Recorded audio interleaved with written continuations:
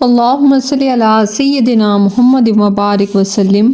عرب میں کوئی بچہ یتیم ہو جاتا تو اس کے ساتھ بہت برا سلوک ہوتا۔ اللہ تعالیٰ نے قرآن مجید کے اندر سورہ ماعون میں ارشاد فرمایا کہ یہ وہ ہیں جو یتیموں کو دھکے دیتے ہیں۔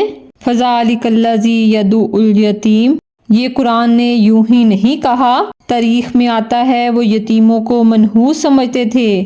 اگر ہمارے بچوں سے یہ ملے تو ہمارے بچوں میں نحوست نہ آئے تو یتیموں کو دروازے سے دھتکار دیا کرتے تھے۔ لیکن اللہ کے محبوب نے کیا فرمایا؟ ایک دن صحابہ کی مجلس لگی ہوئی تھی، حضور علیہ الصلوۃ والسلام جلوہ گر تھے۔ ایک صاحب آئے اور عرض کی، حضور دعا کیجئے، میرا بچہ صبح سے گم ہے، مل نہیں رہا، بے تاب ہوں اور اس کی ماں رو رہی ہے۔ اس سے پہلے کہ پیارے نبی صلی اللہ علیہ وآلہ وسلم دعا کے لیے ہاتھ اٹھاتے، اسی مجلس میں ایک شخص بیٹھا تھا جو بعد میں آیا تھا۔ عرض کی، حضور اس کے بچے کو ابھی ابھی فلاں باغ میں بچوں کے ساتھ کھیلتے ہوئے دیکھا۔ باپ نے سنا تو آؤ دیکھا نہ تاؤ دیکھا اور فوراً بھاگ اٹھا۔ صبح سے بچھڑا ہوا تھا، خبر مل گئی۔ آقا کریم علیہ الصلوۃ والسلام نے فرمایا، اس کو ذرا آواز دو۔ بلایا گیا، کہا بڑی جلدی ہے کیا؟ حضور آپ جذبات جانتے ہیں، صبح سے باپ بچھڑا ہوا ہے اور گلی گلی بیٹے کو ڈھونڈ رہا ہے، لیکن بیٹا نہیں مل رہا، ماں کا رو رو کے برا حال ہے۔ اب جب یہ خبر ملی ہے تو جلدی سے ملنا چاہتا ہوں۔ کہا ضرور جاؤ، لیکن ایک بات میری یاد رکھنا کہ جب باغ کے دروازے پر پہنچنا اور بچوں کو تم مشترک کھیلتے ہوئے دیکھو گے تو تم نے اپنے بیٹے کو نام لے کر اسے آواز دینی ہے، اسے بیٹا کہہ کر آواز نہیں دینی۔ عرض کی، حضور اگر میں اسے بیٹا کہہ کر آواز دوں تو اس میں کیا حرج ہے، جبکہ وہ میرا بیٹا ہے؟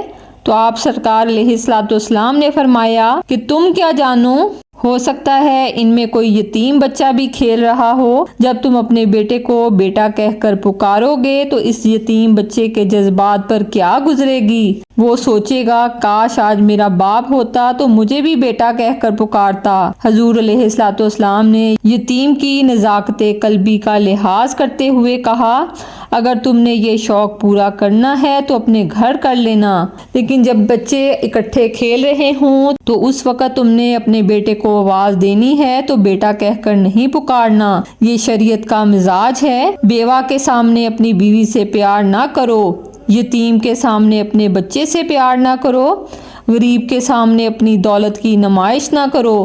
حضور علیہ الصلوۃ والسلام نے فرمایا، اپنے گوشت کی خوشبو سے ہمسائے کو تکلیف نہ دو، پھر تھوڑا سا پانی زیادہ ڈال لو اور شوربے کی ایک پیالی ہمسائے کے گھر بھی بھیج دو، اور اگر یہ نہ کر سکتے ہو تو ایسے وقت کے اندر تم گوشت پکاؤ کہ ہمسائے کے بچے سو چکے ہوں۔ اگر بچے ضد کر بیٹھے، اگر ان کا دل مچل گیا تو اس کا مداوا کس کے پاس ہے؟ مزدور غریب باپ کہاں سے گوشت لائے گا؟ سبحان اللہ، میرے کریم آقا کتنا خیال کرتے تھے امت کا۔ سیدنا ابو ذر رضی اللہ تعالیٰ عنہ سے روایت ہے کہ میرے جانی دوست نے مجھ کو وصیت کی کہ جب گوشت پکائے تو شوربہ زیادہ رکھ لے، اپنے ہمسایہ کے گھر والوں کو دیکھ لے، ان کو اس میں سے بھیج دے۔ جانی دوست سے مراد رسول اللہ صلی اللہ علیہ وآلہ وسلم ہیں۔ دوپہر کو وہ سلا دیتی ہے بچوں کو اس ڈر سے گلی میں پھر کھلونے بیچنے والا نہ آ جائے۔ لیکن ہماری حالت کیا ہے؟ ہم تو لوگوں کی غربت کا مذاق اڑاتے ہیں۔ ہمارے حکمران کیا ہیں کہ اپنی عوام کا تمسخر اڑاتے ہیں۔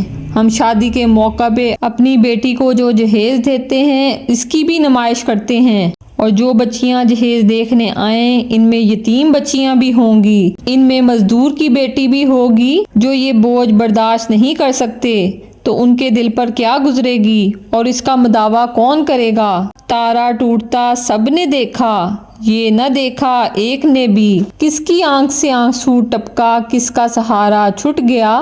آقا کریم علیہ الصلوۃ والسلام بیٹے کو بیٹا کہہ کر پکارنے نہیں دیتے، کہیں کسی یتیم کے دل پر کوئی ضرب نہ لگے۔ معاشرے کے وہ پسے ہوئے طبقے جن کی نزاکت قلبی کا کبھی کسی نے خیال نہیں رکھا، اللہ کے پیارے محبوب نے ان کا بھی خیال رکھا کہ کہاں اور کس منصب پر بٹھا دیا۔ اللہ کے محبوب عید پڑھنے کے لیے جا رہے ہیں، راستے میں دیکھا کہ ایک بچہ رو رہا ہے، پوچھا بیٹا آج تو عید کا دن ہے، تم کیوں رو رہے ہو؟ تو اس نے عرض کی حضور میرے باپ کا سایہ میرے سر پر نہیں ہے، باپ میرا بچھڑ گیا۔ علامہ اقبال رحمۃ اللہ علیہ نے نالہ یتیم کے نام سے ایک نظم انجمن حمایت اسلام لاہور کو جو دارالشفقت یتیم خانہ ہے اس کے سالانہ اجلاس میں پڑھی تھی، جس میں حلال کو خنجر سے تشبیہ دی کہ جب پہلی رات کا چاند چڑھتا ہے تو یتیم کے کلیجے کو چیر دیتا ہے، لوگ تو خوشی سے شور مچاتے ہیں اور وہ اپنے دروازے بند کر کے روتا ہے کیونکہ وہ اپنے باپ کو یاد کرتا ہے۔ تو اقبال نے یتیم کو پکڑ کے حضور کی چوکھٹ پہ تصور میں پیش کیا اور یہی سہارا تھا یتیم کا جو انہوں نے تخیل پیش کیا۔ تم اگر سمجھو تو یہ 100 بات کی ایک بات ہے، آبرو میری یتیمی کی تمہارے ہاتھ ہے۔ تو امت کو یتیم سے محبت کا درس دیا۔ آقا کریم علیہ الصلوۃ والسلام نے فرمایا بیٹا تم کیوں رو رہے ہو؟ تو اس نے عرض کی میرا باپ سر پہ نہیں، عیدگاہ میں انتظار ہو رہا ہے، سب اکٹھے ہیں، لیکن حضور اس وقت اس بچے کو لے کر اپنے گھر آئے اور حکم دیا کہ جیسے حسنین کو لباس اور جوڑے پہنائے ہیں اس کو بھی وہی پہناؤ۔ جب بچہ تیار ہو گیا تو پھر اللہ کے محبوب نے اس بچے کو خوش دیکھا تو پھر حضور نے اس کا احساس محرومی ختم کرنے کے لیے اسے اپنے قریب کیا اور اسے فرمایا بیٹا کیا تو پسند نہیں کرتا کہ محمد تیرا باپ ہو، عائشہ تیری ماں ہو اور فاطمہ تیری بہن ہو؟ اس نے کہا اگر یہ رشتے مجھے مل جائیں تو مجھے اور کیا چاہیے؟ تو آپ نے فرمایا آج کے بعد یہ رشتے تیرے ہوئے۔